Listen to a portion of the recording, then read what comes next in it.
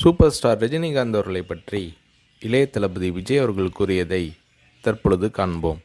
சின்ன வயசுலிருந்தே நான் ரஜினி ரசிகன். வாரத்தில் 4 நாள் ஸ்கூலுக்கு போனால் 3 நாள் ரஜினி படம் பார்த்துட்ருப்பேன்.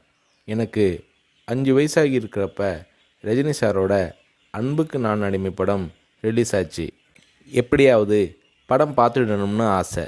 ஆனால் ஸ்கூலுக்கு கட்டடிச்சிட்டு போகிற வயசு அல்ல அது.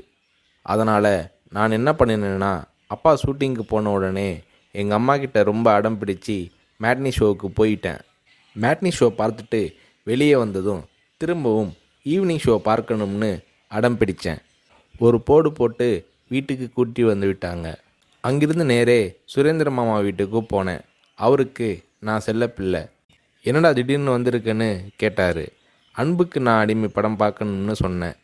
என்னடா திடீர்னு வந்து சொல்கிறானாரு. இல்லை, கண்டிப்பாக போகணும்னு சொன்னேன். சரி வா, அம்மா கிட்ட போய் சொல்லிட்டு போகலாம்னாரு. இல்லை, அம்மா கிட்ட சொன்னால் திட்டுவாங்க. நான் உங்கள் வீட்டில் இருக்கேன்னு சொல்லிட்டு வந்துட்டேன். படம் பார்த்துட்டு நைட்டு போயிடுறேன்னு. அதே மாதிரி சுரேந்திரர் மாமா கூட போய் 2வது தடவையாக படம் பார்த்துட்டு வீட்டுக்கு வந்துட்டேன். அப்படியும் சும்மா இருக்கலை. ஷூட்டிங் முடிஞ்சிட்டு 9 மணிக்கு அப்பா வந்தார். வாடா சாப்பிடலாம்னாரு. எனக்கு பசி இல்லைன்னு முகத்தை திருப்பிக்கிட்டேன். கோபமாக இருக்கிற மாதிரி நடிப்பு காட்டினேன். இல்லை, சாப்பிட்டு தான் ஆகணும். உன் ப்ராப்ளம் என்னன்னு சொல்லுனாரு. அன்புக்கு நான் அடிமைக்கு கூட்டிகிட்டு போனால் சாப்பிட்றேன்னு சொன்னேன். சாப்பாட்டை பரிமாறிக்கிட்டு இருந்த அம்மா என்னை பார்த்து, அட திருடா, என் கூட வந்து அந்த படத்தை மேட்னி ஷோவில் பார்த்துருக்குற மாதிரி முறைச்சி பார்த்தாங்க. சரி வந்து சாப்பிடுனாரு. சாப்பிட்டு முடித்ததும் நைட் ஷோவுக்கு கூட்டிகிட்டு போனார். உண்மையிலேயே அன்னைக்கு மேட்னி, ஈவினிங், நைட் ஷோன்னு 3 தடவை ரஜினி சார் படம் பார்த்தேன். படம் பார்த்துட்டு வந்ததும் அப்பா கிட்ட ஒரு அன்பு கட்டளை போட்டேன். நாளைக்கு நான் ரஜினி சாரை பார்க்கணும், அவர் கூட நின்று ஃபோட்டோ எடுக்கணும்னு சொல்லி அப்பாவோட கழுத்தை கட்டி பிடிச்சிக்கிட்டேன். அடுத்த நாள் காலை நானும் என்னோடய ஃப்ரெண்ட் கார்த்திக்கும் அப்பா கூட போனோம். ரஜினி சார் வாகினி ஸ்டுடியோவில் ஏதோ ஒரு ஷூட்டிங்கில் பிஸியாக இருந்தார். நான் ரஜினி சாரை நேரடியாக பார்க்கிறது அதுதான் முதல் தடவை. எப்படி ரஜினி சார்கிட்ட பேசுகிறதுன்னு பயந்துக்கிட்டு இருந்தேன். அவர் கூட்டிகிட்டு போய் அன்பாக பேசினார்.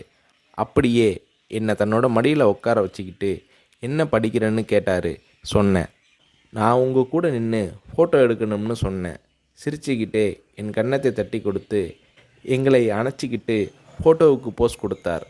என்னால் மறக்க முடியாது அந்த இனிய நாளை, அவரது அன்பான அரவணைப்பை. வீட்டுக்கு வந்ததும், அப்பா நீங்கள் பெரிய டைரக்டர்னு சொல்கிறாங்க, ஆனால் என்னால் உங்களை டைரக்டராக ஏற்றுக்க முடியாது. எப்போ எங்கள் தலைவர் ரஜினியை வச்சு டைரக்ட் பண்ணுறீங்களோ அன்னைக்கு தான் உங்களை டைரக்டராக ஏற்றுக்குவேன்னு சொன்னேன். அப்பா என்னை பார்த்தாரு. ஒரு ஹிந்தி படம் டைரக்ட் பண்ணுறதுக்காக எங்கள் அப்பா பாம்பே போனார். எனக்கு ஹாலிடேங்கிறதால நானும் அம்மாவும் கூட போயிருந்தோம். மும்பையில் இருந்த ப்ரொடியூசர் பூர்ணச்சந்திர ராவ் எங்கள் அப்பாவுக்கு ஃபோன் பண்ணி கூப்பிட்டதும் அப்பா அவரை பார்க்க போனார். வரும்போது ரொம்ப சந்தோஷமாக இருந்தார். ஹோட்டலுக்கு வந்ததும் என்னை கூப்பிட்டு, விஜய், நான் டைரக்டர் ஆயிட்டேனாரு. ரஜினி சாரை நடிக்க வச்சு டைரக்ட் பண்ண போகிறேன்னாரு. அந்த படம் தான் நான் சிகப்பு மனிதன். நீங்கள் நம்புறீங்களோ இல்லையோ, அந்த படத்தை நான் 17 தடவை பார்த்தேன். நடிக்கணும்னு ஆசைப்படுறியே, உனக்கு நடிப்பை பற்றி என்ன தெரியும்னு எங்கள் அப்பா கேட்டதும் உடனே அப்போதே ஒரு சீன் நடித்து காட்டினேன். அது என்ன சீன் தெரியுமா? அண்ணாமலை படத்தில் ரஜினி சார் பேசிய பெரிய டைலாக் சீன். நான் ரஜினி ரசிகனாக இருந்ததால் அவரோட பல வசனங்களை மனப்பாடம் பண்ணி வச்சுருந்தேன். அதில் ஒரு வசனம்தான் எனக்கு உதவியது. ரஜினி சார் சரத்பாபுவை பார்த்து தொடையில் தட்டிக்கிட்டு கோபமாக பேசுவாரே, அந்த வசனத்தை நான் பேசி நடிக்கிறத கொஞ்ச நேரம் அப்படியே கூர்ந்து கவனிச்ச எங்கள் அப்பா என்னை பக்கத்தில் கூப்பிட்டு, நாளைக்கு உனக்கு மேக்கப் டெஸ்ட் எடுக்கிறேன்னாரு. அவர் அந்த வார்த்தைகளை சொல்லி கை குலுக்கியதும் எனக்கு சிறகு முளைச்சி ஆகாயத்தில் பறக்கிற மாதிரி எல்லையில்லாத மகிழ்ச்சி பொங்கியது என்று நடிகர் ரஜினி அவர்களை பற்றி இளைய தளபதி விஜய் அவர்கள் கூறுகிறார்.